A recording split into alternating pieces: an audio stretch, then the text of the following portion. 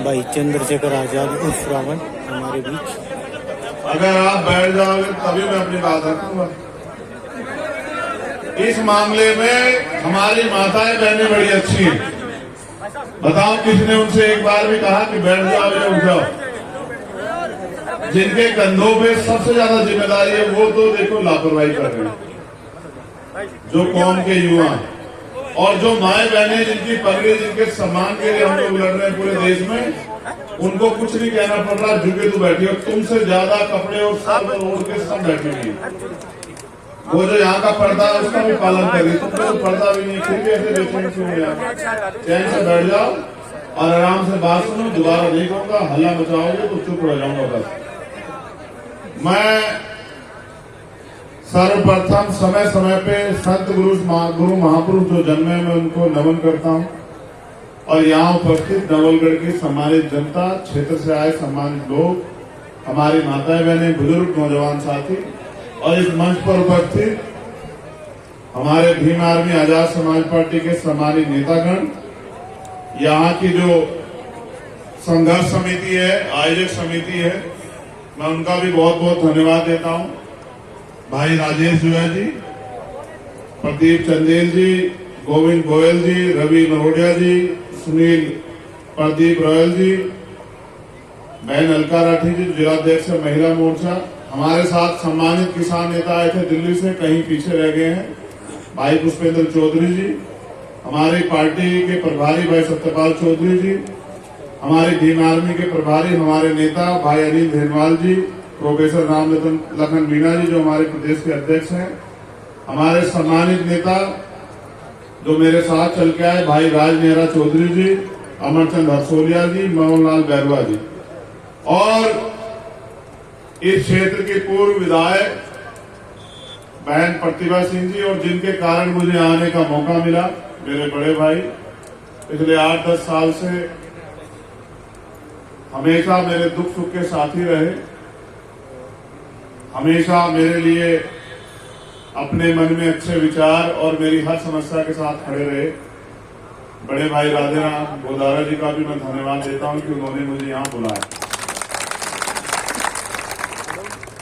देखो, आपने मुझे तलवार भेंट की, मैं इसको इसलिए लेके आया कि आप इसको देख लो। मैं इसको मना कर रहा था अपने भाई को कि मुझे मत दो। इसका एक कारण है, ये आज भारत लोकतांत्रिक हो गया है, तलवार से कोई लड़ाई नहीं जीत सकते हम लोग। अगर तलवार से जीतते तो यहाँ पे बैठते भाई, जंग लगाने को थोड़ा दोगे तुम मुझे, समझ रहे हो? समझ रहे हो? तलवार से कोई लड़ाई नहीं जीती जा रही। भारत लोकतांत्रिक देश है, संविधान है। जिनके पास कलम की ताकत है, ये कलम उनका राज है, जिनका राज है वो कोई धरना नहीं करते। मैं यहाँ के विषय में भी बात रखूंगा, जो आज घटा उस पर भी बात रखूंगा। मैं बस आपका ध्यान आकर्षित कर रहा हूं। आप यहाँ इसलिए बड़ी संख्या में जुटे हैं क्योंकि आपको तकलीफ है और आप चाहते हैं आपकी तकलीफ खत्म हो जाए। तकलीफ आपकी एक नहीं है, आपकी तकलीफ कई। मैं आपको वास्तविक स्थिति पर लेके आता हूं। 14 अगस्त 1947 को भारत गुलाम था।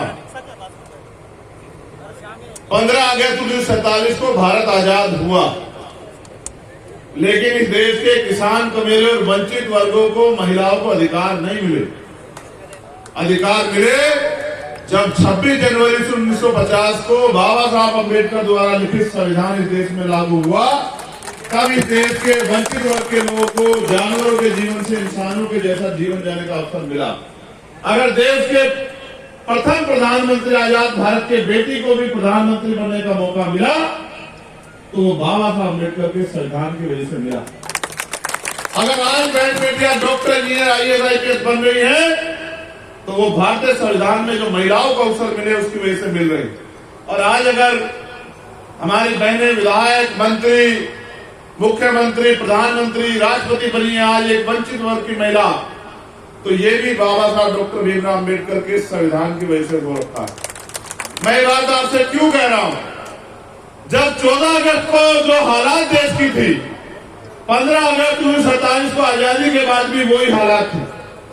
26 जनवरी 1950 को संविधान ने आश्वस्त किया कि देश के हर नागरिक को, प्रत्येक नागरिक को रोटी, कपड़ा, मकान, सम्मान के साथ, अधिकारों के साथ जीवन को मिलना चाहिए, जीवन उनको जीने का अवसर मिलना चाहिए। जिनके पास जमीन नहीं थी उनको जमीन मिलनी चाहिए, जिनके पास घर नहीं था उनको घर मिलना चाहिए, जिनके पास रोजगार नहीं था उनको रोजगार मिलना चाहिए, जिनको पढ़ने के अवसर नहीं थे उनको पढ़ने के अवसर मिलने चाहिए। जो असमानता, जातिवाद के शिकार थे उनको भी सार्वजनिक रूप से घूमने फिरने और नौकरी अवसर, रोजगार करने के अवसर मिलने चाहिए। जिनको उद्योग धंधे नहीं उनको उद्योग धंधे मिलने चाहिए। इसके लिए भारत में लोकतंत्र आया कि देश की आम जनता तक उनके वास्तविक अधिकार कैसे पहुंचे। जमीनें नहीं थी आपके पास, जिन जमीनें के लिए आप लड़ रहे हो ये जागीरदारों के पास हुआ करती थी। फिर बाबा साहब अम्बेडकर साहब छोटू राम साहब ने लड़े, आज उन्हीं की संतानें यहां बैठी हैं। वो लड़े और जमीनों के लिए लड़े कि जमीन मिले गरीब को, जमीन उसको मिले जो खेती कर रहा है। और फिर भूमि जमींदारी आंदोलन हुआ, जमींदारी जो कानून था वो खत्म हुआ, कमजोर वंचित वर्ग के लोगों पे जमीन आई, तब आपने खेत में हल चलाया।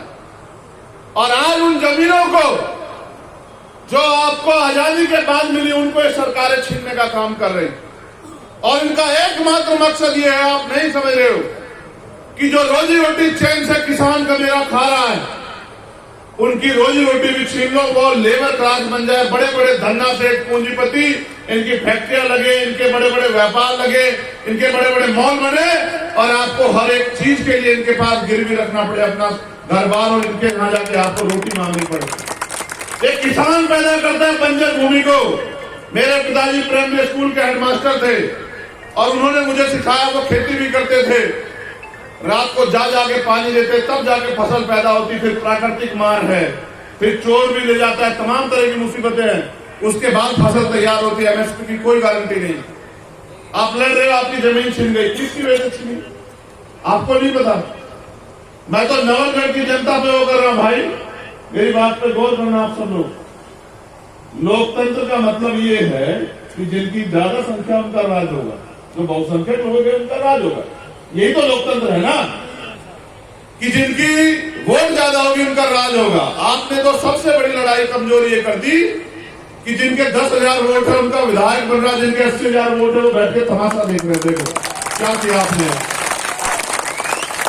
मैं ये नहीं कह रहा कि दूसरे लोग नहीं, सब बन सकते हैं, लेकिन आप ये बताओ, अगर दुश्मन के हाथ में औजार दोगे तो आपका इलाज करेगा नहीं करेगा बताओ।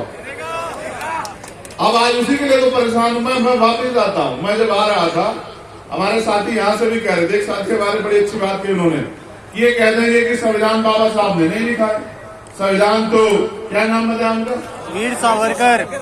ए भैया छोड़ो वीरवार मत बताओ, सुनो, बाबा साहब अम्बेडकर की औलादे जिंदा हैं, इतिहास नहीं भूगोल भी बदलेंगे। भूगोल ऐसे गुंडे नवारी बहुत देखे हमने, समझ रहे हो। हमारा मन नहीं था जाने का वहां, तुम्हें सच बता रहे, हम किसान कमेरे के औलादे, हमारा मन नहीं था वहां जाने का। इसलिए जाने का मन नहीं था, आपके बीच में आने का मन था, वरना भाई लोग यहाँ बैठे हैं, अगर जाने का मन होता तो वो क्या वो डंपर वंपर लगाए थे, वो डंपर वंपर पलट के जाते भीम आर्मी, आप जानते नहीं किसान यहाँ जो बैठे हैं वो जानते। मैंने कहा कि रुक जाओ, तुम्हें लगता है कि हम आजाद हैं, है नहीं, तुम्हें लगता है डंपर रोक लेंगे क्या हम। सुनो, हम यहाँ आए क्यों हैं, हमारा असल मकसद वो नहीं है। भाई ने बताया जब मेरी बात की शुरुआत कर रहे थे कि मैं माल्यार्पण का विरोध नहीं, मैं माल्यार्पण का विरोध नहीं करता, मैं माला पहनने का विरोध करता हूँ। माल्यार्पण तो मैं अपने महापुरुषों को करता हूँ, इसलिए करता हूँ, उनका कर्ज है हमारे ऊपर, उन्होंने हमारे लिए बलिदान दिया है, वो हमारे लिए लड़े, संघर्ष किया, एक एक अधिकार के लिए जो आंदोलन किया, लाठियां खाई। हम क्रांतिकारियों के बच्चे हैं, हमें इस बात पे फख्र है देश में, किसान कमेरे को ला दें। लेकिन मैं माला इसलिए नहीं पहनता कि जिनके समाज के लोग यहाँ, जैसा भाई ने एक स्पीच में बताया कि बहनों को खींचा गया, उनको पीटा गया, गाड़ियों में भरा गया, ये लड़ाई यही नहीं चल रही है देश में। वहां देखो आप जंतर मंतर पे क्या हुआ, पहलवान बेटियों के साथ किस तरह का अन्याय किया गया, देखा आपने। कल हरियाणा में किसानों के साथ किस तरह का अन्याय किया गया, वहां के नेता सारे उठा के बंद कर दिए, किस तरह पीटा गया, एक किसान शहीद हो गया। आपको लगता है मांगने से अधिकार मिल जाएंगे? अब तक आपकी समझ में नहीं आया कि अधिकार कैसे मिलेंगे। अधिकार छीनने पड़ते हैं, छीनने, और छीनने के लिए दम चाहिए। आप समय तय कर लो। जो सीनियर कमेटी के लोगों में अपनी तरफ से आदेश नहीं देता हूं, मैं आंदोलन में आपकी मदद करने के लिए आया, उसके पगड़ी बांधने नहीं आया कि मैं इस आंदोलन को आगे बढ़ाना चाहता हूं। आप जो तय करो, हमारे सीनियर साथी यहाँ हैं, अगर आप तय कर दोगे तो इस फैक्ट्री में एक दिन काम नहीं होगा, मेरा आपसे वादा, ताला लगा देंगे।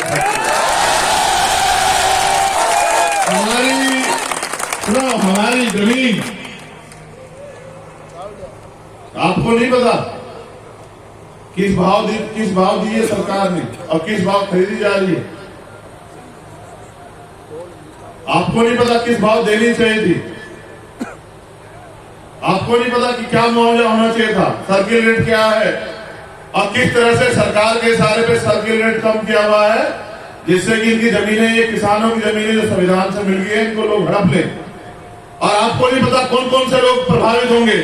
जिनके खेत हैं वो तो किसान प्रभावित होगा, लेकिन जिनका घर चलता है खेती से, जो खेती से जुड़े लोगों से जुड़े हुए हैं, चाहे वो लोहे का, लकड़ी का काम करने वाला साथी हो, चाहे जिनके पशु पलते हो, या जिनको छोटा मोटा लकड़ी का रोजगार हो, वो सब इनसे प्रभावित होंगे। आप नहीं समझ पाए। इस देश के किसान कमेरे जब तक एकजुट नहीं होंगे, इस देश के किसान कमेरे जब तक भाईचारा स्थापित नहीं करेंगे, इस देश के किसान कमेरे जब तक कागज लेके दूसरों के नेताओं के आगे खड़े रहेंगे, हर सरकार के आगे, तब तक आपको अधिकार मिल ही नहीं सकता। इस बात को आप याद रखो। जो किसान फसल के लिए इतनी मेहनत करता है, धरती का सीना चीर के और दिन रात जाग के तमाम तरह की मुसीबतें सह के फसल पैदा करता, वो आज तक नहीं समझ पाया कि वो इस देश में जब तक अपनी राजनीतिक ताकत नहीं बनाएगा, तब तक उसको कागज लेके या इस तरह के आंदोलन का सामना करना ही पड़ेगा। और जहां जितनी ताकत बना लेगा, उस दिन उसकी फसल की भी गारंटी मिलेगी, और कोई तानाशाह उनकी जमीन पे को जबरदस्ती एक्वायर नहीं कर पाएगा। अगर आपको ये जमीन अपने हिसाब से जो मुआवजा आप चाहते हैं वो करनी है, तो फिर आप ये भी तय कर लो। मेरे लोग तो इसे अपना अपमान मान रहे थे कि भाई उन्होंने जाने दिया। भाई सरकार उनके नहीं जाने देंगे। तुम्हारी सरकार है क्या? लोकतंत्र में वोट की शक्ति सरकार नहीं, सरकार उनकी नहीं जाने देंगे तो नहीं जाने देंगे। मगर हम वहां जा क्यों रहे थे आपको पता है? हम वहां शहीद आजम सरदार भगत सिंह जी को नमन करने के लिए जा रहे हैं, जिनकी वजह से ये मुल्क खड़ा हुआ, जिन्होंने हंसते हंसते फांसी के फंदे चुने। हम बाबा साहब अम्बेडकर जिन्होंने संविधान लिखा, आज ये जो इस सरकारी इंस्टीट्यूशन है, पुलिस के लोग हों, ये प्रशासन के लोग हों, ये एमपी एमएलए बनते, जिनकी वजह से बन रहे संविधान की, जिन्होंने उनको लिखा, उनको नमन करने जा रहे। हमारा अपमान थोड़ा ही किया है। इस देश के उन महापुरुषों का अपमान किया जिन्होंने इस देश के लिए बलिदान दिया। क्या ये अपमान हमारे लोग भूल जाएंगे क्या? आप बताओ, क्या भूल जाओगे अपमान? इस अपमान का बदला कैसे लोगे? इस अपमान का बदला किसान कमेरे जिस दिन वोट की शक्ति से, वोट की चोट से लेने काम करेंगे। जो लोग हमें आज बाबा साहब की मूर्ति नहीं छूने दिए, विधानसभा की पैड़ी भी नहीं चढ़ पाएंगे। मेरी बात को आप लोग याद रखें।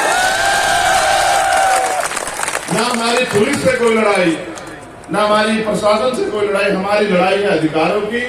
और मैं यहाँ हमारे जिम्मेदार लोग बैठे हैं, कमेटी के लोग, मैं उनसे तो आश्वस्त करता हूँ कि देश में जहां भी अन्याय होता है, वहां भीम आर्मी के लोग सीना तान के लड़ाई लड़ते हैं। जहां भी बहनों का अपमान होता है, सीना तान के लड़ाई लड़ते हैं और किसी कीमत से नहीं चूकते। यहाँ जहाँ किसान कमेरों की लड़ाई हो, उस लड़ाई को भी लड़ते हैं। हम आपकी इस लड़ाई में आपके साथ हैं।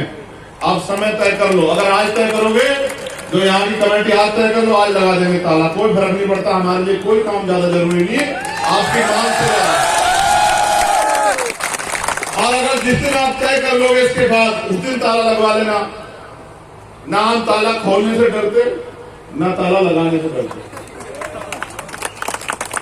हम तो एक बात से डरते हैं कि किसान को मेरे बोलना कब सीखेंगे, ये अपनी ताकत को पहचानना कब सीखेंगे, ये अपने दोस्त और दुश्मन को पहचानना कब सीखेंगे। लगाते रहो नारे, उठाते रहो झंडे और अपने लोगों के साथ होने वाले अन्याय पे नारेबाजी और धरने प्रदर्शन करते रहो, या फिर तुम पे मौका आएगा। मैं तुम्हें सिर्फ सिखा सकता हूँ, तुम्हारी उंगली नहीं पकड़ सकता हूँ। तुम पे मौका आएगा, अपने साथ हुए एक अन्याय का जवाब वोट की चोट से देके इनको बताना कि अगर हम बना सकते हैं। किसान समझते हो, किसान फसल उगाना जानता है तो काटना भी जानता है ना, जानता है नहीं जानता है बताओ। अगर हम फसल लगाना जानते हैं तो फसल काटना भी तो जानता है। ये तो हमारा लगाएगा पेड़ है जो आपको दुख दे रहा है। इसको सबसे पहले किसने लगाया? हमारे लोगों ने बनाया ना, विधायक बनाया नहीं बनाया? हमारा था कि हमारे बिल की समय में आओ, देखो क्या बदल की बात होगी। हमारे लोग ना बनाते तो बन जाता क्या विधायक?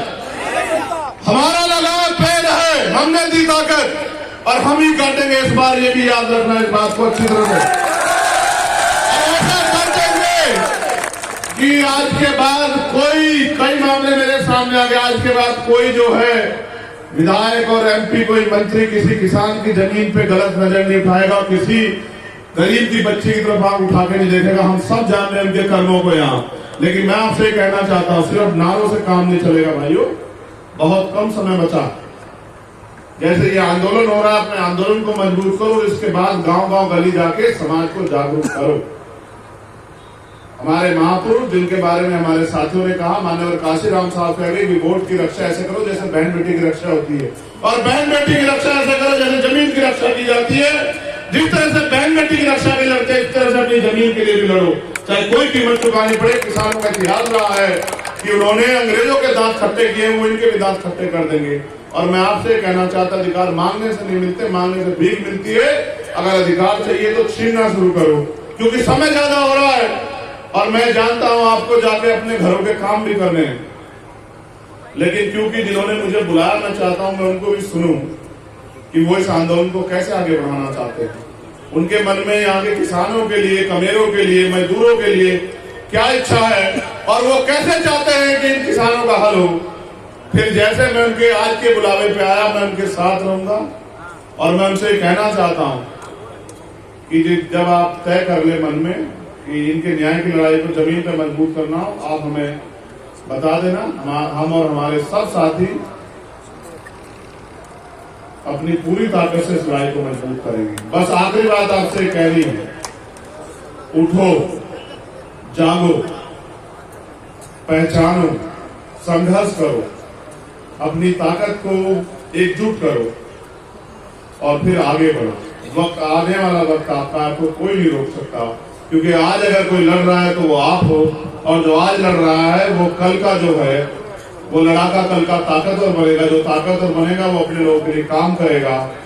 साहब ये कहा करते थे कि वोट अगर इनको दोगे तो इनके लोग ताकतवर होंगे, वोट अगर उनको दोगे तो उनके लोग ताकतवर होंगे, अगर वोट अपने लोगों को दोगे तो आपके लोग ताकतवर होंगे। जब आपके लोग ताकतवर होंगे तो आपके काम करेंगे, आपके लिए खड़े रहेंगे। फिर अच्छा सोचो, यहाँ अगर हमारा व्यक्ति ताकतवर होता तो क्या यहाँ के सीओ साहब मुझसे कहते कि भैया वहां मत जाओ, उधर परमिशन नहीं, क्या मुझे परमिशन मांगनी पड़ती? नहीं। तो मेरी परमिशन तो आप डिनाई करवा रहे हो। आप ताकतवर बन जाओ, मेरी परमिशन खुद में खुद हो जाएगी। ठीक है, बहुत बहुत धन्यवाद। जय भीम, जय भारत, जय मंडल, जय जोहार, जय जवान, जय किसान। आप सबकी एकता जिंदाबाद। और किसान भाइयों के लिए संदेश, आप जीतोगे, थोड़ा सा समय लगेगा। ये बहरी सरकार है, इसको सुनाने के लिए दिमागों की जरूरत है। आज के दिमागे से सुधर गई तो ठीक है, नहीं तो जब कल ताला लगेगा तब सुधरेगी। फिर चाहे किसी को बुला लेना, ताला तब खुलेगा जब किसानों की मांगे पूरी हो जाएगी, उनको मुआवजा मिलेगा और उनके बच्चों को यहाँ नौकरी मिलेगी। ये जमीन हमारी है, इन पे अधिकार हमारा है, इन पे नौकरियां हमारे बच्चों को मिले और हमारे उचित मुआवजा मिले। मैं इस मांग का समर्थन करता हूँ। धन्यवाद।